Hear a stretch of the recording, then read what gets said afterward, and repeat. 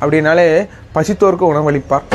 பசின்னு சொல்லி வரக்கூடிய அத்தனை நபர்களுக்கும் வயிறு நிரம்ப சோறு போட்டு தான் வெளியே அனுப்பார் அப்படின்ற ஒரு பெரிய அளவில் பேசக்கூடிய ஒரு விஷயம்தான் இந்த பசித்தோருக்கு உணவளிக்கணும் அப்படின்னு சொல்லி. தனக்கு மிஞ்சி தான் தானமும் தர்மம்ன்றதை விட பசித்தோருக்கு உணவு கொடுக்கணும்னு நினச்சி அத்தனை மக்களுடைய பசியை போக்கிய ஒரு மகத்தான தலைவரே விஜயகாந்த் அவர்கள். இன்றைக்கி விஜயகாந்தை பற்றி நம்ம பேசக்கூடிய காரணம் அவர் கொண்ட அந்த துணிச்சல்.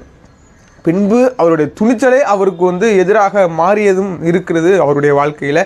விஜயகாந்த் அப்படின்னாலே விஜயகாந்த் ஒரு ரைஸ் மில்லுடைய முதலாளி. அவர் நினச்சா ரைஸ் மில்லை பார்த்துட்டு இன்னும் டெவலப் பண்ணிட்டு போயிருக்கலாம்.